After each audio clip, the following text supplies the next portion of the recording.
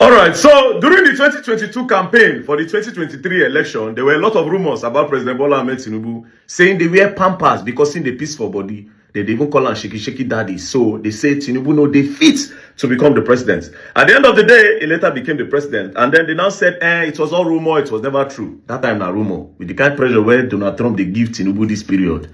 He go need that pamper because there's no way he no go peaceful body this period. Though. The pressure is hot. So, according to the news, as you can see, Trump threatens military action in Nigeria over protection of Christians. Tinubu dey hot seat. This is what Trump said. If the Nigerian government continues to allow the buying of Christians, the USA will immediately stop all aid and assistance to Nigeria and may very well go into the now disgraced country, and blazing to completely wipe out the Islamic terrorists who are committing these horrible atrocities. I am hereby instructing our Department of War to prepare for possible action. If we attack, it will be fast, vicious and sweet, just like the terrorist dog attack our cherished Christians. Warning, the Nigerian government better move fast. Oh boy, see threats. There's no way Tinubu not go peace somebody. I see a lot of people celebrating, oh, Donald Trump is coming to rescue Nigeria, you know. But at the end of the day, it's his aim actually to protect the Christians. Because whether you like it or not, this whole thing is a game of interests. But I like the pressure that they are giving to President Bola Ahmed Tinubu. Before I come to Donald Trump, I love the pressure because he did the same thing when Goodluck Jonathan was in power. Just because they wanted Goodluck out, they were pushing different agenda, different things in order to get Goodluck out of power. As you can see, he said a lot of things. Number one, let's look at the first one. So this is what President Bola Ahmed Tinubu said. He said, the buying of Christians worshippers is strongly condemnable. It calls to question competence of Jonathan to protect Nigeria. An attack to Jonathan using the Christians, right? He also made a lot of tweets to target Jonathan and to target his regime, right? He said, on the matter of security, the buck stop at the president's table. Like in other countries, Jonathan is the chief security officer. Stop Boko Haram.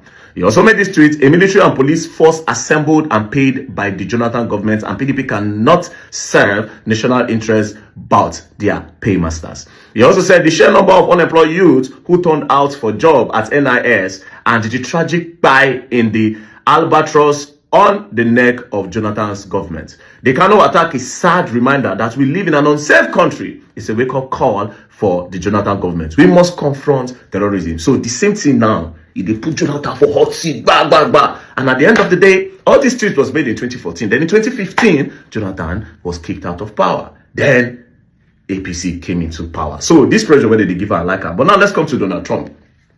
What is Donald Trump's interest in Nigeria? And how do you just wake up in the morning and say, oh, I care about the Christians in Nigeria, let's go and help them? There's definitely interest. But now let's quickly look at something. Have you noticed that all the travel when President Bola Ahmed Tinubu they do, they go America? For some reason, it goes to France, goes to UK, goes to this, goes to China, goes to almost everywhere. But it never goes to America. It does not like to go there. As a matter of fact, you cannot even see a picture of Donald Trump and President Bola Ahmed Tinubu. Why? What's going on? What is the beef? What is going on with Americans, with the American government and Nigerian government? It don't seem to be...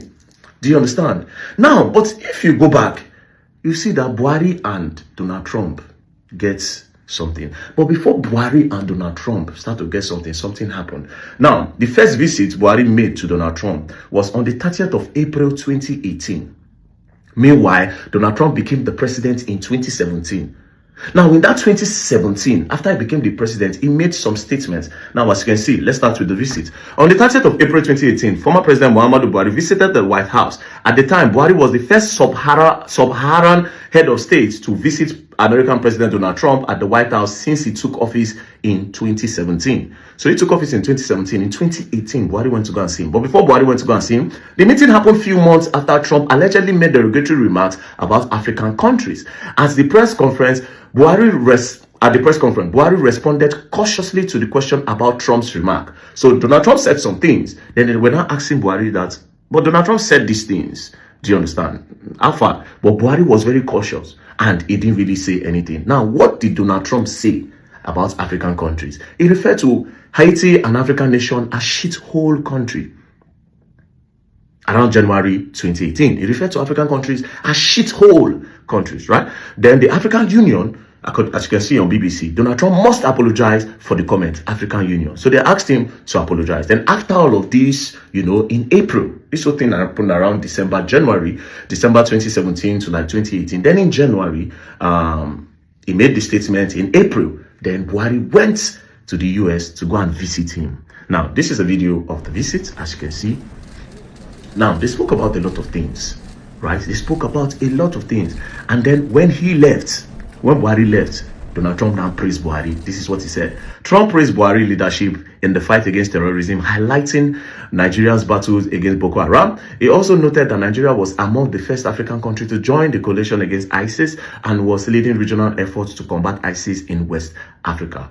Now, after they spoke about terrorism a little, but they now spoke about the main interesting part, about the economy. Now, you people need to understand that Nigeria is a country of interest to all the world powers. All the European countries, Nigeria is a country of interest because we have a lot of natural resources with bad leaders.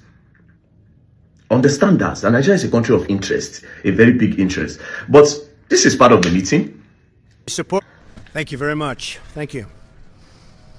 Today, I'm honored to host President Buhari of Nigeria at the White House, right here in the beautiful Rose Garden. President Buhari, I want to thank you very much for traveling to Washington for these important discussions. It's a true pleasure to welcome you to our nation's capital. Nigeria is the largest democracy in Africa. As I conveyed to President Buhari in our discussions, the United States deeply values and appreciates Nigeria's role as a strong democratic leader in the region. The United States is currently working to expand trade and commercial ties with African nations, including Nigeria, to create jobs and wealth in all of our countries. We hope to be the economic partner of choice for nations across the continent and all around the world. And you see what's happening with respect to trade and the United States. We are being respected again. I hope all African countries and countries throughout the world that we also will be supporting you and that they will likewise support us in our bid along with Canada and Mexico. After the meeting, they talk about economy and blah, blah, blah. Buhari shall go. Now, let's come to Donald Trump, right? Donald Trump became the president, the 45th president of the United States from 2017 to 2021. From 2017 to 2021, in 2018, him and Buhari don't turn party. Right? Imam Buhari became party in 2018. Now, let's look at the Boko Haram attacks from 2017 to 2021. Right? From 2017, this is the amount of people that Boko Haram buy. Over 220 in that 2017, were 280 in that 2017 when Donald Trump became the president of America. In 2018 that he met Buhari, over 250. He didn't say anything. In 2019, over 280. He didn't say anything. He didn't say he was coming to come and save Christians. In 2020, over 280. He didn't say anything.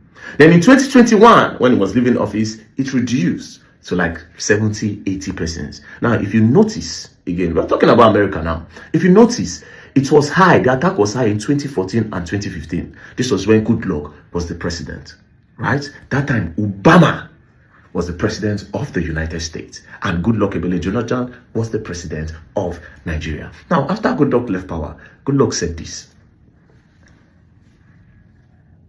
The level of interference by the Obama's government was very overwhelming.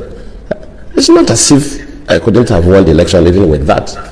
But if, by my own thinking, and also the way some other people look at it, they go outside the normal diplomatic relationship, then it should be mentioned.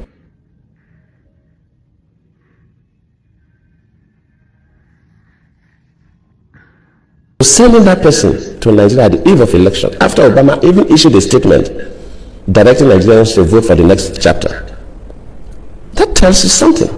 And we should not sweep this under the carpet. If a foreign country, whether African country or even America or any other country, interferes with our own elections, we should mention it.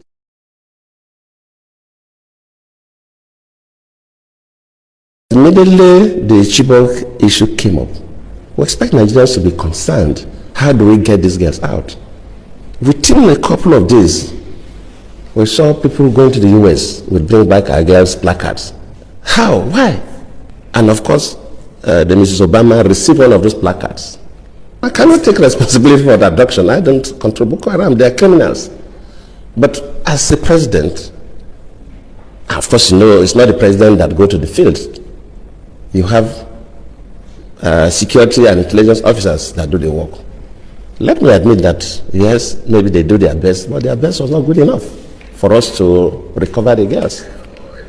That does not mean that I'm trying to remove myself from any blame. Yes, I may not be blamed for the action, but I could be blamed that my security and intelligence system are not strong enough to be able to... Now, if you notice, from what Goodluck is trying to say, that the whole Boko Haram attack and the Chibok girls is political, and indirectly is kind of pointing hands towards the United States.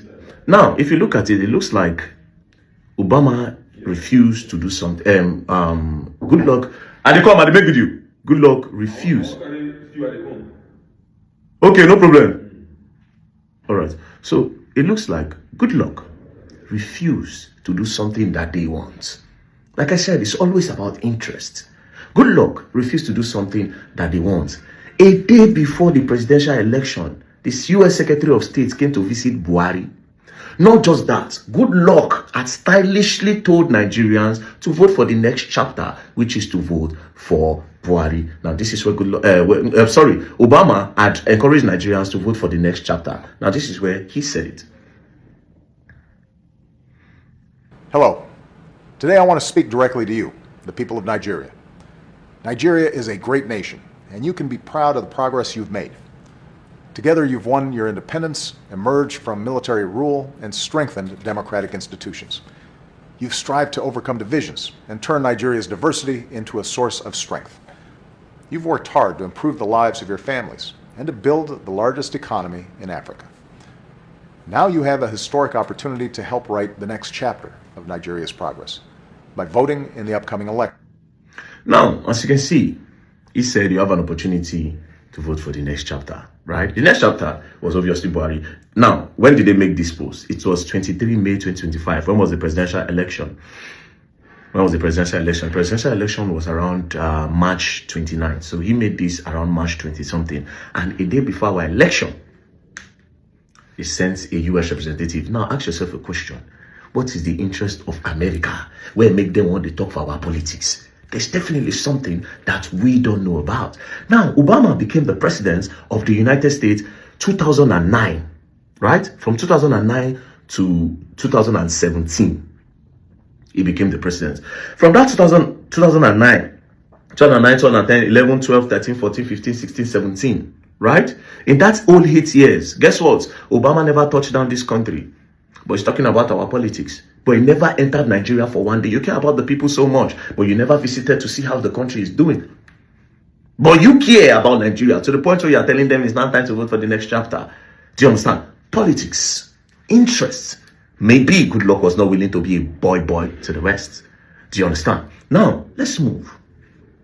In the history of Nigeria, how many American presidents have visited this country? And when was the last time an American president visited Nigeria? Now, let's look at it.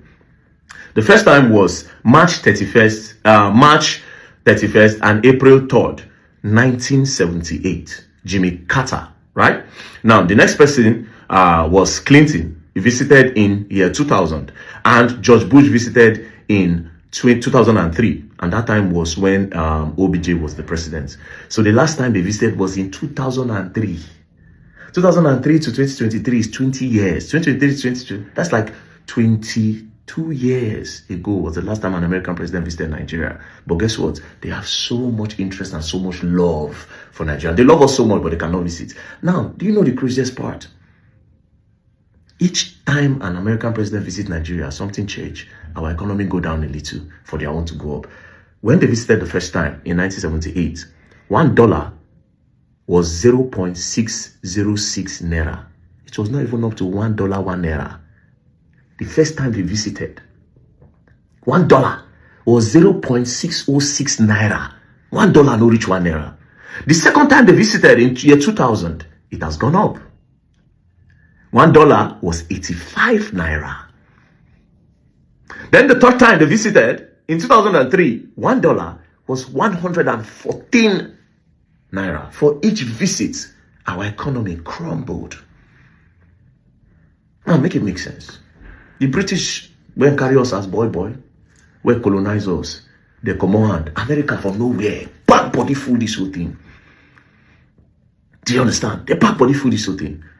You see, then they say Donald Trump, he suddenly love Christians. Americans, and I see a lot of Americans tweeting, they want to come and save Nigeria. Bro, go and Google the Marshall Island. Go and do a research of the Marshall Island, Bikini Atoll. Then you see what thing them do those people. Americans, they want test bomb. They face one place, test bomb. They throw them for one island where people they stay. After they throw the bomb for the island, they told them to go. Then later they now said, oh, the island is okay. The people came back. The chemical from the bomb finished those people. Oh, you know what? SpongeBob SquarePants, that village under SpongeBob where you see like that. That sponge, the SpongeBob gongo. Now the sponge of those bikini people, those people where they from Marshall Island. All those things where they see under that place. A real life story that they do cartoon for under. Those life under. They care so much. How? How? It is politics. There's nothing like he wants to come and save Nigeria. Save Nigeria from what? From who? We have insecurity problem, yes. If they want to do it, they should go and do it. But this whole thing that you people think Donald Trump is a messiah or the Americans are messiah now, they won't come help you now. Bro, I may not like Tinubu, but bro, it goes beyond what you see. You people should be careful what you wish for. Let's look at Libya today. Although Tinubu is not doing as much as Gaddafi, you understand? Gaddafi is 10 times, 15, 100 times better than President Bola Ahmed Tinubu. Right? Gaddafi was doing well for his people. Then these people came up one day and said, oh, why is he taking so much time on the throne? Why is he this? Why is he that? And at the end of the day, they buy Gaddafi. Now, Libya does not have a government. Libya does not have a government. They suffer. Be careful what you wish for. Now, they are making it look as if it's about the Christians. They are making it look as if it's about the Christians. Well, a lot of people are buying. For me, human beings are buying in Nigeria because of insecurity. For me, it's not even about tribe or religion. For me, human being, they buy. Human being, they buy. There's a need to find solution to the buying of Nigerians. That's how it is for me. Nigerians are buying, whether Christian or Muslim, everybody they buy. That's for me. But if they say that my Christians now they buy, okay, and nationally welcome them. By the grace of God, all of us did together. But I want to tell you for free that this the way they see, there's more to it than meets the eyes. And why has Tinubu been avoiding that US? Why? You should think about all of this, you know.